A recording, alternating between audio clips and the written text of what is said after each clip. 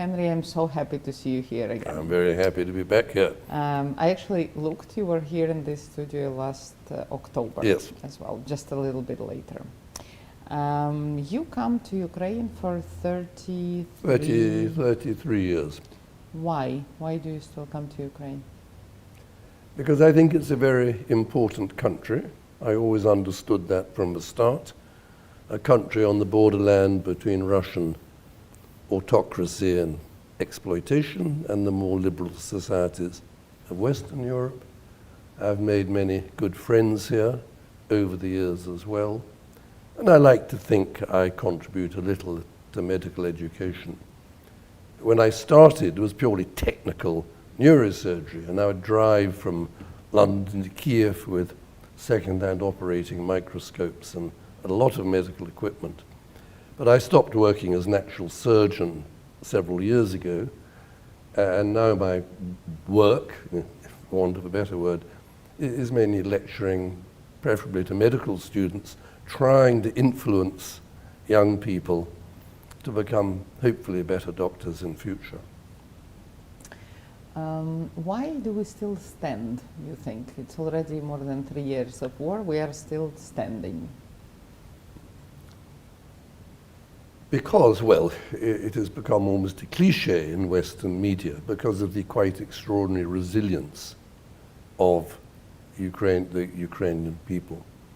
And that is a resilience based upon generations of hardship and suffering and really self-help, you know.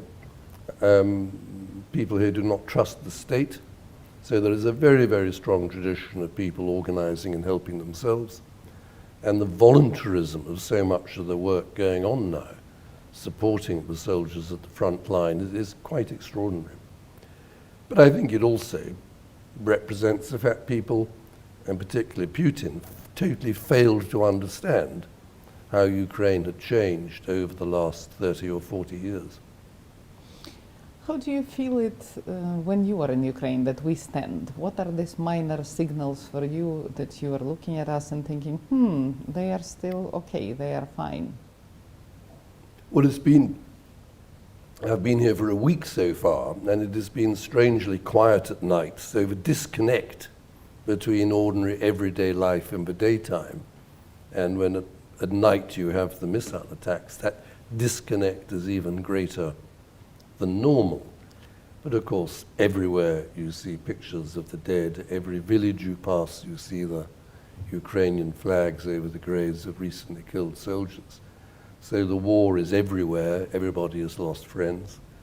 As far as I can see, I cannot feel or detect any change in how people see the war, in that I might be wrong. They don't see any real alternative, but they feel more anxious about the future, because whereas 2 years ago there was still talk of Peremoka, now there is not. So the future is very uncertain. But the fact of the matter is the front line is stuck at a stalemate, and now, despite Trump withdrawing so much American support from Ukraine, the situation has not changed, and Europe, hopefully, is supporting Ukraine a bit more. But my great worry is what is happening to the rise of right-wing politics in many European countries, including my own in Britain. I had your friend Federico for interview in this studio, and he used the word which I haven't heard from childhood, which was solidarity. Yes. What is solidarity for you? Solidarity is expressing support, and that is one of the important reasons I've been coming to Ukraine more often since the war started. I've been coming out sort of 2 or 3 times a year, whereas before the war it was usually once a year, sometimes twice a year. I have no influence on what will happen. But I do know the fact I keep on coming back, that I become a sort of symbol of hope for my many Ukrainian friends, the fact I still support Ukraine, the fact I still feel it's such an important country with a future. I like to think, apart from the what little I can help with medical education. It's sort of psychotherapy for my friends here. Definitely to me. Yeah. Yeah, you have this very calming effect on me. When you come back, how do people react to the fact that you at all went to Ukraine, and what do they ask you, or they are shy to ask you? Well, many people say, oh, you must be very brave. Well, I'm not at all brave, but I know the risk of coming to harm is very small. But my wife and family absolutely hate it when I come here. They're convinced. Of course, in England, you only see news from Ukraine when you see pictures of bombs and burning buildings. You do not see that most of the time people continue, at least in the west and central Ukraine, most people continue to lead sort of normal lives. No, because they know I've been coming to Ukraine for so many years, it clearly means I have some deep, deep feeling for the country. Many people have been coming to Ukraine since the war started, but a lot of that is either journalism or war tourism. My commitment to Ukraine is something more profound. And I think people find that it reassures them that they're right to fight. But there is something important going on here. I mean, God damn it. I mean, it is incredibly important. The idea of a world ruled by Putin, Xi Jinping, Trump, when the world, I am deeply pessimistic about, well, I'll be dead, about the next 100 years. And I think climate change, political conflict, it is, what is going to happen is terrible. And the war in Ukraine is a sort of beginning. But if the war in Ukraine is lost in any way, and if it's a success for what my anthropological wife calls the hoggers and dominators, the kleptocrats, the thieves, and basically these senior politicians, Trump, Xi Jinping, Putin, they're essentially gangsters. They are thieves. They are robbing the rest of society. They have all the trappings of power and military parades and big cars and private aeroplanes, but essentially they're thieves, in my opinion. What is honesty for you, and do you feel that there is a deficit of honesty in medical sphere? Well, it's difficult to judge because the short answer is yes, but I only see very limited little snapshots of what is going on. I mean, honesty is a problem for all doctors in all societies. As the great American architect Frank Lloyd Wright said, an architect, if he makes a bad building, can only advise his client to grow vines all over it to hide it. Doctors can bury their mistakes, you know. It's very easy for doctors to hide mistakes. And of course, the problem about that is we only learn from failure. We learn more from failure than from success. So in theory, with good doctors, good medical systems, there is a certain degree of openness about failure and bad results, so you can stop them happening again. And Ukraine is still very much of the, hide bad news, never admit to it. And that means, therefore, the medical system is in some ways hobbled, is crippled by this cult of dishonesty. Do you think that it's important to pack it in some very careful way when you're giving feedback to somebody on that something went wrong? It's extremely difficult. I mean, first of all, to be honest about a bad result is difficult with yourself. It's always easy to come up with excuses or go like that. Very difficult to be honest with colleagues, particularly if you work in an essentially competitive medical system, as doctors do here. I mean, because doctors are paid so little by the state, it means for most doctors here, medicine is more or less a commercial exercise, as is healthcare in America. And of course, healthcare in America is a disaster in many ways for public health, because it's competitive and commercial. In the European systems, most doctors are paid well. They're not in competition, so in principle, it's easier to be open about things. Just making small remarks on what I already asked you and what I'm going to ask. So we were talking with you last year before Trump won the elections. Did it change something drastically, as you think, I mean, for Ukraine, or not really? What, Trump? Well, the people, I mean, my understanding of the war is what I read written by other people. My understanding is that Biden's support for Ukraine was pretty half-hearted. The American government under Biden didn't really want Ukraine to win. They wanted a sort of stalemate.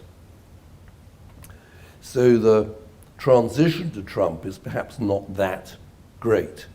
But nevertheless, because Trump has stopped military aid to Ukraine, it clearly must have had a big impact nevertheless. And the fact, despite Trump, the fact Ukraine is still here, the fact the Russians have made no progress, personally, I see the bombing of the cities as an expression of strategic failure rather than some great big successful campaign. I wrote a piece for Ukrainska Pravda recently about bombing because my father was a military intelligence officer in the Second World War, and he spoke fluent German because he was married, my mother was German, and he specialized in interrogating senior German officers who had been captured.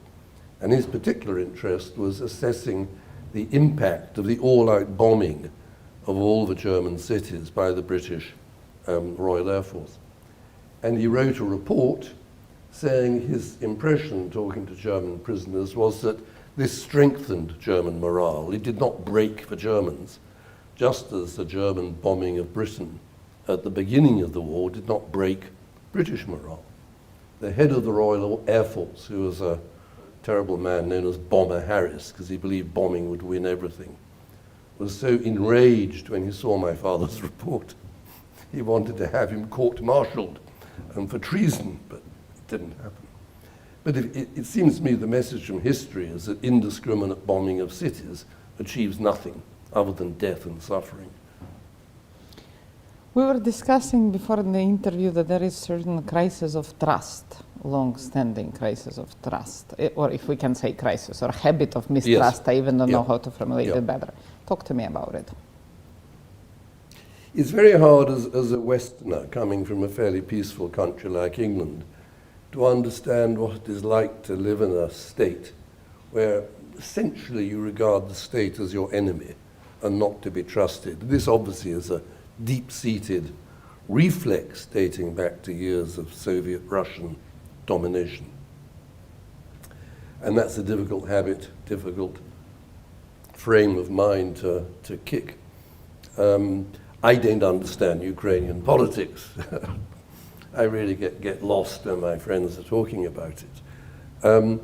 But just as it's difficult to establish trust between politicians and the public, it's difficult to establish trust between doctors and their patients. The problem with politics is that, I don't want to become a politician. I'm not saying I'm a good person, but if good people don't go into politics, it'll tend to attract people who want power, who want influence, who want money, and it will not attract idealists. And that is a problem in Western countries as well as here. And it's very hard to know what you can do about it.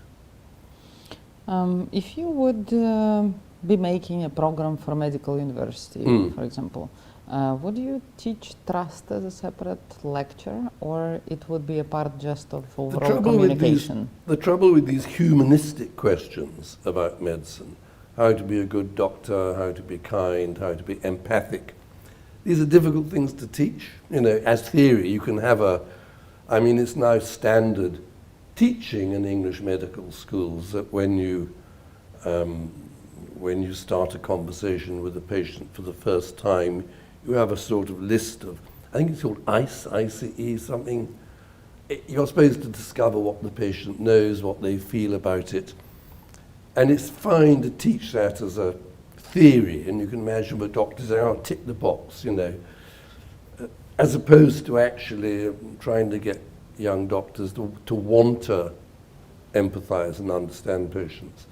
My own feeling is the biggest influence on this behavior is the senior doctors.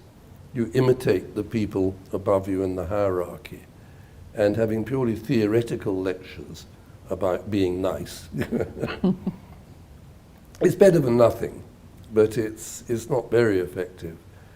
It's like saying, but teaching, you need to teach the teachers. You need to train the teachers to be good teachers.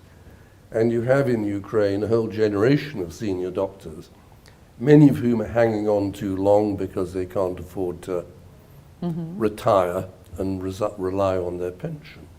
So you have to wait for a generation of older people to pass on, perhaps, before change will come. But I think you need to teach these humanistic questions to students. But I think it's a limit how effective it is. And once you become a doctor, the problem for me is most of us lose our empathy. We lose our sympathy. Patients become them, a separate underclass. And when you're a young doctor, you know you're not as good as your patients desperately hope you are, and you have to pretend you're very knowledgeable and very competent. And the best way of deceiving other people is to deceive yourself, and think, oh, I'm really very good. And it's only as the years go by and you become more experienced, you can drop these defensive psychological barriers a bit and start to treat your patients really as your equals who have come to see you for your expert opinion, but you treat them as an equal, and you try to get away from the whole doctor hierarchy business. We were discussing this morning when we were just, having morning chat about the education and quality, and I was saying that we lost a lot of time in medical university. Yep. For example, now I am very interested in all the questions related to clinical oncology, and I go to all these tumor boards, and I am interested in clinical trials and stuff like that. So let's imagine that everything is possible, and you are creating a program of education for an adult doctor like me, where I am kind of, gaining more knowledge or skills or anything. What is important in teaching adults like me? I would like to video you talking to patients so you can see yourself, and then you sit with a group of other doctors and discuss whether you handle the conversation well or not. There is nothing like seeing yourself on video to realize how bad often one is at talking. I think the really difficult bit of being a doctor, I think, is communication and treating patients, talking well to patients. We get very little training in that, and yet it is. Some of us do it well, maybe by instinct, but many of us don't. We never get criticized. Patients never tell us what they think of our communication skills. Sure, if treatment has gone well and successful, the patient will forgive you your bad manners. But the challenge in medicine is when things are going badly, when you can't help, and it's easy just to push patients away. In terms of undergraduate education, I would like to see patients coming to talk to medical students, to say what it is like to be a patient.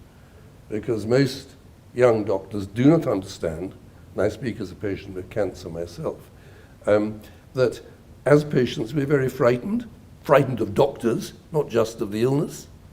And being a patient is a humiliating, demeaning, institutionalizing, disempowering experience. And the doctor-patient relationship so often is really unequal, Storytelling, is it important in medicine? Yes, it is. I mean, I dare say there are some doctors who see medicine as a purely technical exercise. In fact, I know many doctors like that. But certainly for me and for most of the doctors I know and like, it's all about the stories of our patients' lives. In the early years, of course, we are learning all the technical skills and knowledge. But as the years go by, That's really all quite easy and straightforward. Even the operating is not that difficult, even brain surgery. But what it becomes, I think, becomes more and more interesting for me and other doctors is our patients. We have this extraordinary access to other people's lives from all walks of life. I worked in a hospital in South London which had a large immigrant community. And yet immigrants are very interesting people. I mean, they've had a hard time to cross the world to get to England. And they all had very interesting stories to tell. And I've always been very interested. I loved operating. I loved the technical side of it. I'm fascinated by the brain. But ultimately, for me, and I hope for most doctors, what makes medicine so extraordinary is the stories of our patients' lives. And we also know, of course, that the best way of explaining things, whether it's quantum mechanics or how to bake a cake, is by telling a story. Our brains are wired to like a story with a beginning, a middle, and an end, and a sense of dramatic drive. In surgery, wouldn't it be better that there is somebody who is really good communicator, who talks to patients, and then the surgeons operate in operation rooms and never talk to patients? There are some operations where maybe that's the case, such as cardiac surgery. But a lot of decisions in medicine are very complex human ones, where you're balancing the risk of treatment against the risk of not treating people. And I think if you had surgeons who had no contact, no real human contact with their patients, I think personally this would lead to bad decision making. They'd become mere technicians, and they become too detached.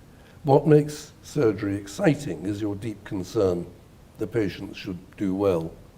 And if you just have no contact with the patient before or afterwards, you're a little different from a butcher.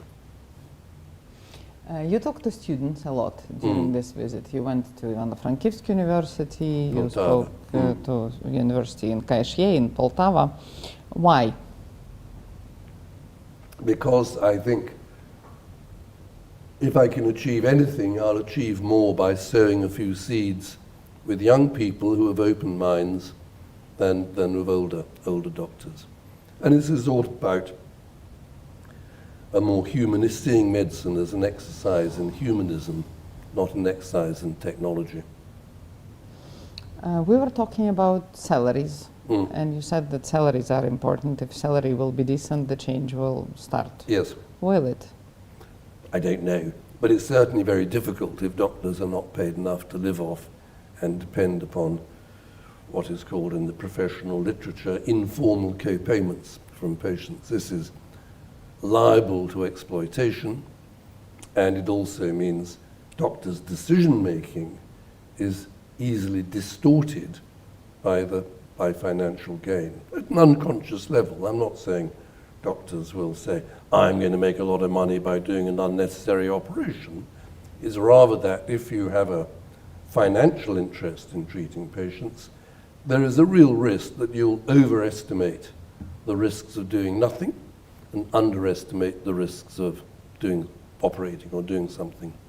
And these are unconscious processes, and it's a real problem. And you see in commercial healthcare systems like America, there is a huge amount of unnecessary treatment, unnecessary investigations. Because of money? Yes. And it's not just the doctors, it's the hospitals. The hospitals, right? The patient, in simple terms, in commercial healthcare, the patient becomes a means to an end to make money. Whereas good medicine, the end of what you do is the patient and what's best for the patient, not what is best for your bank account. I'm not familiar with the neurosurgery at all, in a way that I have no clue even how the whole thing is now built. So enlighten me what it is about now. Is it what, brain tumors, spinal things? What is the structure of these services now? Well, neurosurgery is increasingly divided into brain and spine. When I was working most of my career, I did everything. but now, it's certainly in the West, it's become more and more specialized. So brain surgery is, well, there's trauma, which is fairly simple, and then there's tumor surgery, and then there are blood vessel problems, but more and more of the blood vessel problems, such as aneurysms and arteriovenous malformations, are now treated radiologically without open surgery, which is very good for patients, not so good for surgeons. And then spinal surgery is mainly age-related conditions where the spine is wearing out with age, and disc problems, things like that. If you will be specializing now, which one would you choose? Oh, spinal surgery I find rather boring. I always liked operating, whatever I was doing. But I mean, technically, spinal surgery is not very interesting. And also, the problems the patients face are not very interesting. I mean, they're problems. Whereas brain surgery, you have the whole complexity of the brain, and the surgery is more demanding, technically more interesting. So I'd certainly do brain surgery. I wanted to become an aneurysm surgeon when I was young. It took me about 15 years to become a reasonably competent aneurysm surgeon. And then over a period of about 5 years, it became largely redundant due to technological progress. And then I ended up mainly doing brain tumor surgery. Speaking about surgery and medical services, you were saying that you got your knee operation. Yes. It's still not so widespread in Ukraine, I would say, for some reason. I mean, you don't hear it as much. So how is it all organized in Britain? Who gets and you it? have Who pays for it? In principle, in Britain, we all have free healthcare for National Health Service. We pay taxes, and the taxes then fund the health service. The problem with that is the health service is underfunded, particularly in recent years. Demand is rising because there are more and more old people in the population, and there is more and more expensive medical technology available. So everywhere in the world, excuse me, everywhere in the world, healthcare costs are rising more steeply than economic growth. So all healthcare systems are struggling to a greater or lesser extent. So knee replacement surgery is essentially for osteoarthritis, which is a common problem as we get older. It's quite expensive surgery, whether you have it on the state system or privately. If I had had my operation on the state system, I probably would have had to wait, I don't know, maybe a year for the operation, during which time I would have been relatively disabled. And I was lucky enough to have enough money to be able to pay for it to be done privately. Also, being a doctor, I knew who was the best person to do the operation. It's one of the advantages of being a doctor. What kind of freedom does it give you? Can you run? Because I know you're I will run, yes. And my surgeons, I was riding a bicycle within 2 weeks of surgery, which is slightly amazing. But my surgeon says I can start running again in a few weeks' time, and we'll see how it goes. But I am 75 years old, so I'm getting older all the time, so I may find running more difficult, I don't know. I'll start running again within the next few weeks. Marriage. What is marriage and what is happy marriage? Marriage is work. You have to work for a successful relationship. Love is all very well, but in one sense, love is terribly selfish. So I failed in my first marriage. My second marriage is very successful, partly because we spend a lot of time apart. We have separate homes. But no, it's... the lesson I learned about marriage is to suppress my immediate reactions and to learn to act a bit and to calm down, and if it's a difficult question, to talk about it next day rather than immediately. I've learned to suppress my ego, I suppose, for want of a better word. But I think maybe there are some marriages where it's absolutely perfect and they fit together like a hand and a glove. But I think I would have thought a successful relationship involves a certain amount of work and self-suppression. In Ukraine, you spend time at homes of your friends. Yes. This time I was lucky to have you at my home. It's been very nice to stay there, Katja. Yes. Which is a very big honor for me. Anthropologically, observationally speaking, what is different between British homes and our homes? Sorry, have a It's okay. Silnia zastuda. Zastuda, And I zastuda. sound like a frog. A frog is żaby, a frog? Лягушки, Nebushki. жаби. Yeah. Well, I've not seen that many homes. The homes I've seen on the whole are rather crowded and a bit disorganized. But on the other hand, my friend in Lviv has a beautifully tidy apartment. So they are variable, I think. Not fundamentally not different from England, where most of life goes on in the kitchen or a large kitchen room. That is where most modern life is conducted. Sleepers, what else? I mean, these home shoes are not needed. No, that's right. No, in England, most people, we don't bother to take our shoes off. We just bring the mud in on the carpets. But I think the tradition here is partly because of the snow and winter, things like that. Anything else of this type of observations? Or probably any habits you brought from Ukraine to home through the years? No, I don't think so. I don't think so. They're fundamentally not very different. I was asking you all different kinds of questions about your tastes, and you said that you're a tomato person. Yes, I mean, I'm a part-time vegetarian. When I'm on my own, I'll never eat meat. And I like living off nuts. And I actually like eating nuts and beans with strong spices, things like that. Kate, my wife, cooks. I don't really cook. I make myself bean salads. Kate, my wife, cooks, and she likes eating meat. So when I'm with her, I eat a certain amount of meat. But I do feel very strongly that if there are still human beings around in 100, 200 years' time, just like we look back on slavery, all the sins of the British Empire, and colonial exploitation, and homophobic prejudice, and gender inequality, we look back in these disapproval and horror. We'll look back in horror on what we did to the natural world and to animals. New lectures, you came to Ukraine with new lectures. What are they about? Well, I was lecturing at the Kiev School of Economics about inequality. I did not give the lecture as well as I could have done, perhaps, but inequality is this great ulcer, this great cancer, which is destroying the modern world. Certainly in Europe and Britain and America, after the Second World War, there was not that much inequality. The chief executives of the major American companies like Boeing, General Electric, only earned about 20 or 30 times as much as the average employee in the company.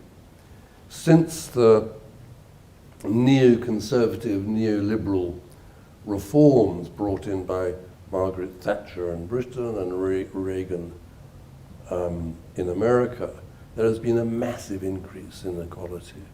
They cut taxes and made the rich richer. And over the last sort of 20 years, almost all economic growth in most of the Western world has gone to the top 1 or 2% of the population.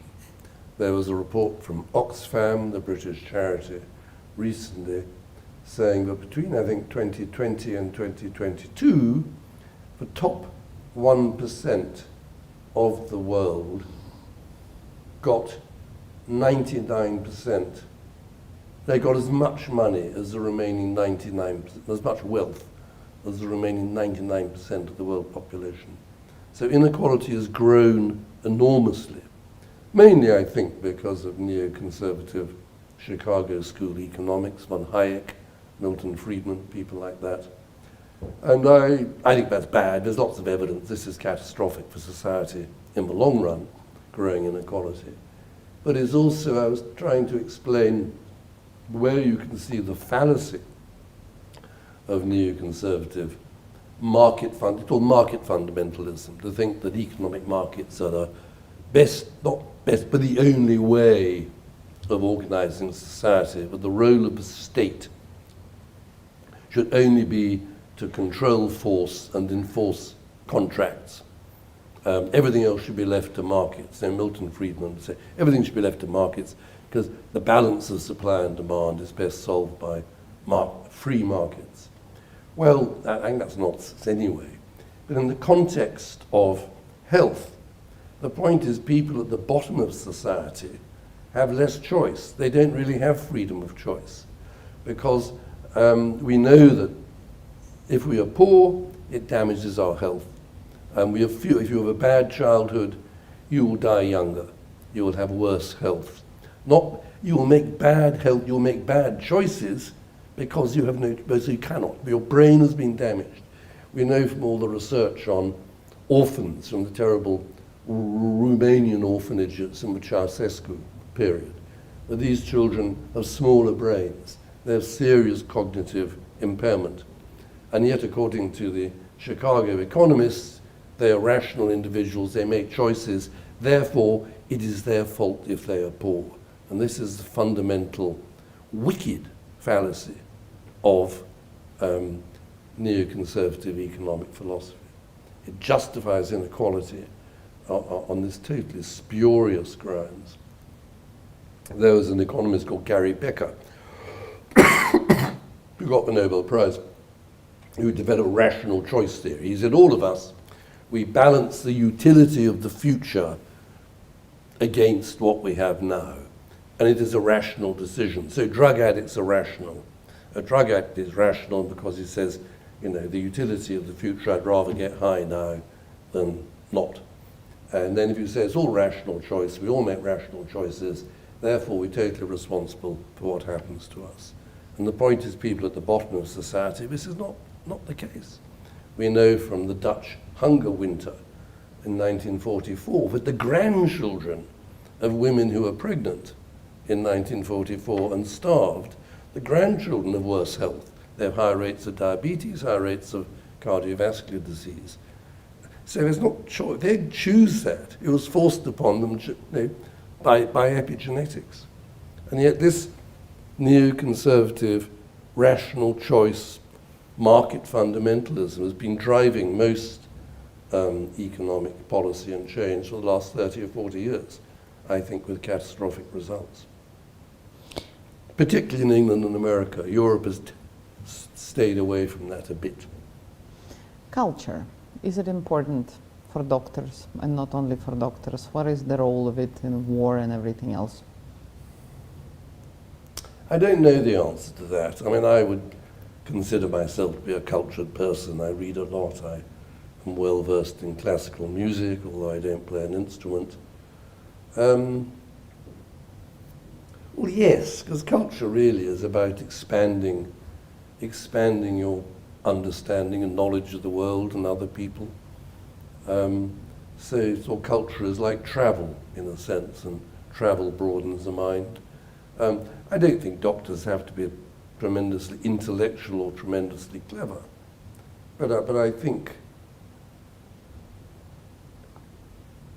on the whole we're hopefully are better people if we're cultured. But then you look at some of those Nazis in the concentration camps who enjoyed playing Beethoven on the piano in the evening, having gassed several thousand Jews. It's not a total solution. Coming back to cancer and honesty, like in Soviet Union, people would not hear this diagnosis. Actually, it would be hidden. Yes. Now it's still partially like this, partially like that. What do you think about it? Should the person know or not well, necessarily? I work in a society where one's totally open, and it's very important that the patient and the family know the same truth. But then I worked in countries like Nepal and Sudan, and to a lesser extent Ukraine, where the family said, you must not tell the patient. And that really is because the family, cannot cope with having a conversation with the person with the disease. And you have to respect local culture. I didn't, when I was involved in this, particularly when I worked in Kathmandu, I would not force the truth on people. You have to be sensitive about it. But the problem with this is often very tempting for doctors not to tell the truth, just to avoid a painful conversation. You know, keep the patient in the dark. So, because breaking bad news, as we call it in English, is very painful. It's very difficult. It's very upsetting for the doctor, you know, as well as for the patient and family. And it's tempting to use the excuse of, it's better for them not to know, just to make the doctor's life easier. I mean, I teach about this sometimes, and I always say the important thing about communication, about breaking bad news, is listening. Just sitting there, you tell the patient or the family something, and then they often are so shocked they say nothing, and then you have to sit there with them, saying nothing. Give them time to ask questions and think about it. A lot of the art of communication is saying nothing, and saying as little as possible, but being there, you know. Tell me about your friend. Andrei once sent me the piece which he wrote about your mutual friend, who I think was from Poland originally. Roman Żółtowski. Yes, he was one of his Polish emigres. He was born in Poland near Poznan, and he was an aristocrat. But he was, strictly speaking, he was a count, but he hated it if people ever called him a count. And he was born in 1937 in the family, a small palace. The Żółtowskis are one of the big sort of tribal clans, aristocratic clans in Poland. And then with the Hitler-Stalin pact, the Germans took over that western Poland. He with his mother and with his family fled, I think, to Lithuania, where they were then captured by the Russians and exiled to Barnaul in the Altai. And there his father was killed by the NKVD or died in prison, whatever. And then, of course, when Germany invaded Russia, the Poles then were freed. And he spent his childhood traveling with General Anders' army, as it was called, all the way from Siberia through Iran and Palestine. He was in Palestine in the late 1940s. And he ended up in 1949 in England, in a rather difficult school, speaking no English. And he grew up and was educated in England. And we ended up as neighbors by chance when I moved to Wimbledon near my hospital, when I was appointed as a senior doctor at the famous brain hospital called Atkinson Morley's. And we became sort of instant friends. He was 12 years older than me. We both had this overwhelming interest in Central European history in the Second World War. We both had a passion for Beethoven piano music. He introduced me to Chopin. And we just became very, very good friends. It puzzled us both because, anyway, it was quite strange to find at the age of almost 50, at the age of 45, you meet somebody who has become best friends. And that continued really until he died 2 years ago. But I brought him to Ukraine several times. He was a man of immense charm. He was quite extraordinarily charming, a very, very good listener. And all my Ukrainian friends fell completely in love with him. So that was and of course, he loved going to Lviv, to Lvov, and all the Polish connections there. So that was very nice. As I understood from the very short film which I saw about him, that he was a engraver. Yes, he did many things. He started off as what's called an insurance loss adjuster. Seeing burnt out houses, seeing if it was a genuine fire or not, and working out what the insurance cost should be. He then ended up as a technical editor for Kodak, and he was making video films mainly about Polish emigres. And as a hobby, while he was working for Kodak, he started engraving on glass, on metal, purely for fun, for friends. And then this became his career, and he became a very, very expert engraver, mainly of seal rings in stone, which is incredibly skillful. There is a market in England, which I find rather weird, for people who like to wear large rings with the sort of family coat of arms engraved on it. This is all done with a microscope. I mean, fantastic, totally self-taught. He was always saying he was no good, but he was brilliant. And then he started doing all the trophies for Wimbledon tennis. Wimbledon tennis was unusual, that when you see the tennis players get their prizes, they've already got their name on it, whereas Roman would be sitting there as soon as the match was finished, quickly engraving the names. And for about 23 years, all the Wimbledon tennis trophies have been engraved by Roman. And of course he got tickets, free tickets to the championships, which I have no interest in sport, but all my members of my family could watch the Wimbledon tennis championships, which was nice. Books, how do you choose books for yourself to read? Well, it's a serious problem. I can't stop buying books all the time. There's a wonderful big bookshop in Oxford where I have one of my homes called Blackwell's, and it's almost impossible to go in there without buying a book. I read some of the magazines and newspapers and look at the book reviews. I mainly go into bookshops and look at books. I mainly read non-fiction. It's mainly sort of science and social history. Science and history and sociology, things like that. So I'm reading all the time. I mean, at any one time I'll be reading about 3 or 4 different books, and I read very fast. The trouble is now I've reached an age where I often forget what I read, you know, and I find it very hard to remember things. But it's convenient at some point. Sometimes, yes. But actually, my friend here, Dr. Andrew Mizak, recommended to me the Russian writer Leskov, whom I must confess I did not know about. And I've been reading some of his short stories, and I've been very impressed. He's a very fine writer. Is there anything which you read about Ukraine or Ukrainian which was well translated into English, and you would say that this is something good for English-speaking people to understand Ukraine? Yaroslav Hrysak's History of Ukraine is good. It's been well translated. Mm-hmm. I've met the man. I was very impressed. I was very honored to meet him. I read Kurkov's book, Death and the Penguin, I think that, which I enjoyed. It was well translated. They're the only ones I've read, I think, so far. Tell me about cider. I've always liked cider. Cider is alcoholic apple juice. The Americans call alcoholic apple juice hard cider. In England, the word cider means fermented apple juice.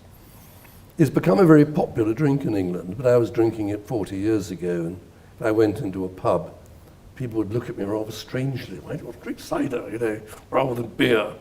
But now cider is very, very popular. And 12 years ago, I have a small garden in Oxford. I planted 6 apple trees, sort of traditional, historic 19th century English apple trees with rather nice names like Cox Orange Pippin or Blenheim Orange. This is partly because when I was a child in Oxford, we had a very big garden with a huge orchard with 60 apple trees. And I've been kind of sort of trying to recreate this on a small scale. And, you know, apples, some years you have good crops, some years you have no apples at all. And this year, throughout England, there's been an unbelievable bumper crop, we call it. And the apple trees, the branches are breaking. It was like grapes, great clusters of enormous red apples, perfect, beautiful apples, and tasted wonderful as well. But far too many apples to eat. So I bought the equipment needed for pressing. You have a crusher to crush the apples, and then a press. And I made, just shortly before coming out to Ukraine, I made 35 liters of cider, which is now sitting in a dark shed, fermenting. I fear it may be undrinkable, but I hope sometime next year it might taste quite nice. And I love doing that. I love gardening. As I get older, I think the two great consolations of getting older, now my cancer may well be coming back, and I'm not as strong as I used to be, and my brother is dying from cancer at the moment. The two great consolations are grandchildren and gardening, green living things which have a future beyond one's own life. And I derive an intense joy being in nature, being in gardens, things like that. And the last one, which I will ask you during this series, which I hope will continue next time when you come, what do you do for yourself? How do you comfort yourself, if I may say so, if somebody dies around you? Well, I feel very strongly that you have to think, well, firstly, was it a good or a bad death? Did they suffer much? And if they're older, I mean, Roman, my friend, was in his 80s when he died. I've had quite a few friends of mine who have died, all older than me. And although it's sad, if they've had a long, good life, if they achieved something, I think then we should celebrate it rather than feel sad. We are wired to think that death is terrible, but as a doctor, I know there are many things worse than death: having a bad stroke, having dementia, having some of these neurodegenerative diseases. So the first question is, was it a good or a bad death? Was there much suffering involved? Was it treated well? I have started a charity with my friend, the wonderful English doctor Rachel Clark, to try to help palliative care doctors in Ukraine, because I think helping people have a good death is a very, very important part of medicine and often neglected. And then if people are younger, you know, if they're in their, well, obviously childhood, below the age of, say, 75, then it's very sad, because they still had many years, should have had many years ahead of them, and then it's a loss. But on the whole, I think we should try our best to think positively. We all have to die. Many of us live too long now in the modern world. And I think we have to try to be more positive about it when we can, which is not always possible. Thank you so much, Henry, and I will be waiting for your next All right. visit to Ukraine. As Arnold Schwarzenegger said, I'll be back. Thank you.